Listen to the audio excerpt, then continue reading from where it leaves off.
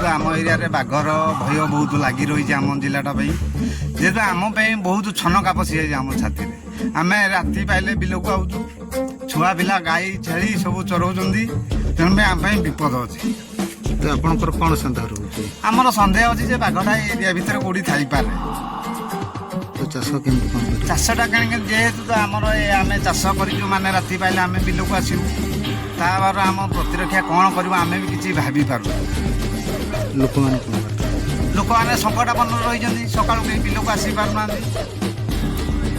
ଲୋକଙ୍କୁ କ'ଣ ବାର୍ତ୍ତା ଦେବେ ଜଙ୍ଗଲକୁ? ଲୋକଙ୍କୁ ବାର୍ତ୍ତା ଯେ ଆମେ ବନ ସଂରକ୍ଷଣ ବାଲା କହୁଛେ ଆମ ଏରିଆରେ ସେ ଆଲାଉନ୍ସ କରନ୍ତୁ, ଯେ ଜଣାନ୍ତୁ ଯେ ଅଜଣା ଜନ୍ତୁ ଗୋଟେ ଆସିଛି, ତାକୁ ଲୋକ ସତର୍କ ହେଇ ରୁହନ୍ତୁ। ଆଜ୍ଞା ଆମ ଘର ହେଉଛି କୀର୍ତ୍ତନପୁର, ମୋ ନାଁ ହେଉଛି କାଳନ୍ଦୀ ସିଂ।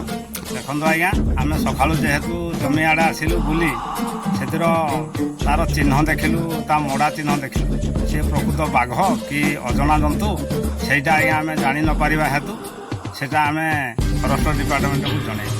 ଫରେଷ୍ଟ ଡିପାର୍ଟମେଣ୍ଟ ଆସିକିନା ତାର ତଦାରଖ ଜାରି ରଖିଲା ପରେ କହିଲା ଏ ତ ବାଘ ଚିହ୍ନ ମଡ଼ା ପଡ଼ୁଛି।